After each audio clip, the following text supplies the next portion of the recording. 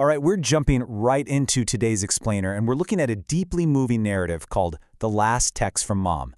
It's a story that really gets into the anatomy of grief, regret, and ultimately how we heal. So I want you to picture this scene. It's a cold, incredibly rainy night in Seattle. The rain actually hasn't stopped for 3 days, which perfectly mirrors the internal world of our protagonist, Ethan Parker. Ethan is entirely paralyzed by grief right now. It's been 3 long months since a tragic accident suddenly took his mother's life. He is stuck in this devastating emotional loop, and as we go through this explainer together, we're going to break down exactly how human beings process sudden loss, and how the absolute smallest, most mundane things can unexpectedly become our biggest anchors. So let's get into it. Section 1. The unread text. We find Ethan sitting completely alone inside his dark apartment, facing the literal catalyst of his emotional paralysis. The only light in the room is just the harsh glow of his phone screen. But here's the thing, he isn't looking at old photos or watching home videos, he is just staring at a single notification. Sent, 11:48 p.m., read, never. The sheer tragedy of those 2 timestamps makes this the ultimate symbol of unfinished business. Think about it, how many times have you looked at a text from a parent or a friend late at night and thought, you know what, I'll just text them tomorrow? Ethan thought exactly that. We all kind of operate under this assumption that there is always a tomorrow, right? But the stark, crushing reality is that sometimes morning comes and the tomorrow we were banking on is just gone. He hasn't read it, he hasn't deleted it, he is frozen in the exact moment right before his life changed forever. And here are those final words. Don't forget dinner Sunday. Love you. This wasn't some grand sweeping goodbye. It was wonderfully, beautifully ordinary. But for Ethan, this ordinary message is actually a source of immense, suffocating guilt, because he never replied. The everyday nature of this text is exactly what makes it carry so much weight. It really highlights how quickly the mundane becomes sacred when it's literally all we have left. Section 2. The Weight of Silence. Now we're shifting from the digital world of Ethan's phone into his physical reality. For 3 months, Ethan's apartment has become a physical manifestation of his grief. The curtains are permanently closed, unwashed dishes are piled in the sink, cold coffee sits untouched on the counter. It's the kind of environment where the silence doesn't just feel lonely, it actually feels dangerous, like it threatens to swallow him whole. Wake up, go to work, come home, pretend to be okay, repeat. This just brilliantly illustrates the tragic irony of how we often handle profound loss. Ethan isn't really living, is he? He is mathematically surviving. He stripped his life down to the barest, most mechanical steps just to get through the next 24 hours. He's totally numb. Before the hospital, before the doctors gave him the bad news, Ethan was different. Now he's basically just executing a program to avoid feeling the pain. And how long has this mechanical existence been going on? 3 entire months. Let the sheer weight of that time sink in for a second. For 90 days, that coffee is set cold.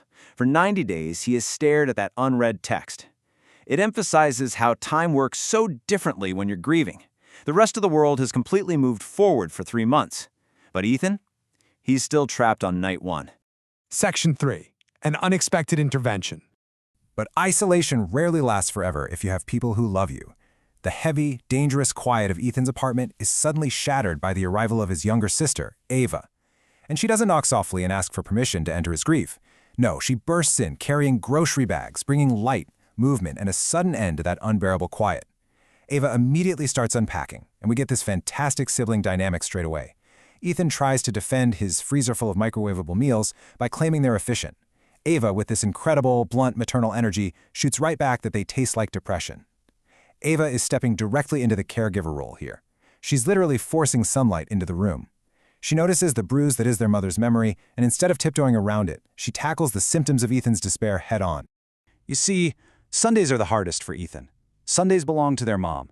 The dinners, the calls, the gentle arguments about Ethan's eating habits. He had been dreading and actively avoiding the warmth of these traditions. But while Ava is cooking the real food she brought over, she suddenly puts on old music from their childhood. And instantly, the dark energy in that apartment shifts. Memory and warmth just flood back into a space that had been freezing cold for months. Recognizing the song, Ethan whispers that their mom loved it. Ava nods and casually mentions that she danced terribly to it. And then Ethan drops this line. She danced like she was fighting invisible bees. This sparks genuine, painful, tear-filled laughter between the two of them. It's a massive breakthrough. For the first time in weeks, the tension completely shatters. They aren't just mourning her death anymore, they're finally remembering her life.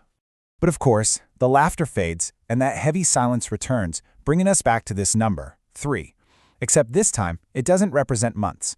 Ava asks Ethan if he still blames himself, and Ethan reveals the true source of his deepest, darkest guilt. On the night of the accident, his mother called him 3 times, 3 missed calls, and he ignored every single one of them because he was busy at work. Moving into Section 4, Facing the Voicemail. This revelation totally sets the stage for our emotional climax. Ava, being a remarkably emotionally intelligent sister, tells Ethan that their mother would want him to stop carrying this pain around like a punishment. So after Ava leaves for the night, Ethan is alone again. But this time, he isn't going to just stare at the screen. He decides to finally face the unheard message.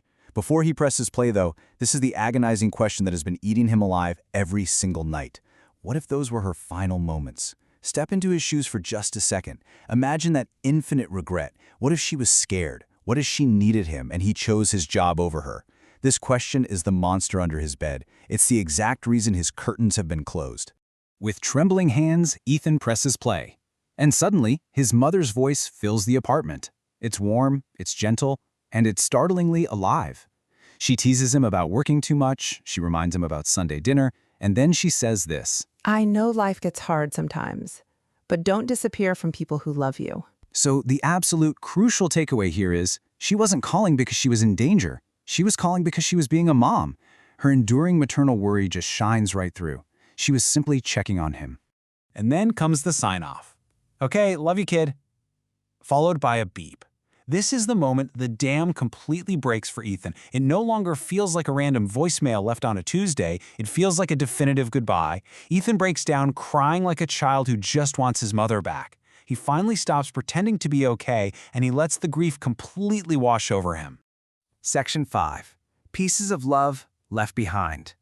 When you finally let the storm hit you, eventually the clouds have to break. The following morning, things are different. Not magically fixed, obviously, but slightly shifted. Ethan actually goes over and opens the curtains. Sunlight carefully enters the apartment, almost like healing, asking for permission to come in. And in that new light, he notices something by the kitchen fridge. Dozens of old sticky notes in his mother's handwriting. Drink water, buy real vegetables, call your grandmother. Seeing these brings Ethan to a profound realization.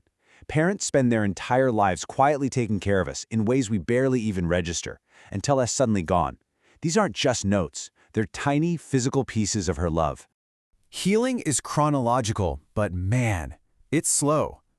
The next morning, he opens the curtains. Days later, he starts cooking and actually answering texts again. One evening, he and Ava sit down to watch old family videos. And months later, he finally cooks a real Sunday dinner. Grief hasn't magically vanished, because it never really does. But instead of crushing him completely, grief has begun to just walk beside him. He is finally integrating the loss into his life. During that evening watching family videos, they come across an old recording where 8-year-old Ethan is screaming about wanting to be tall.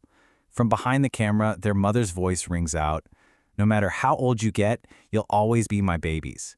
It's this bittersweet, deeply beautiful moment. Her voice literally reaches through time to comfort them, proving to both Ethan and Ava that while she might not be physically present, she's never truly gone. And our final section, Section 6, Sending the Last Reply. Months later, on another rainy Sunday evening, Ethan is in a very different headspace. He decides to do something incredibly important. He opens up that unread text, and he finally types his reply. "I miss you every day. I'm trying my best. Love you too, Mom."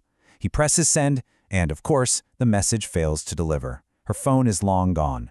But the message failing doesn't even matter. His heart feels lighter. He discovers that healing often begins with the words we never got to say, even if the person isn't there to read them. It's entirely about the act of expression, not the receipt. The transformation in Ethan's world is just profound. The apartment is no longer haunted, dark, or filled with that dangerous silence. Now it's remembered. It's filled with real food cooking on the stove and soft music playing in the background.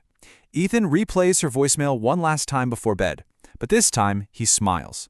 He realizes that memories aren't meant to destroy us. They exist to remind us how deeply we were loved.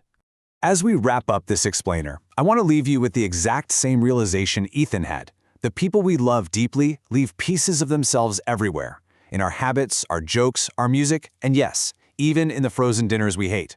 So I have to ask you, What pieces of yourself are you leaving behind in the habits, jokes, and memories of the people you love? It's a pretty powerful legacy to consider. Thank you so much for joining me on this journey through the last text from Mom, and I'll catch you on the next explainer.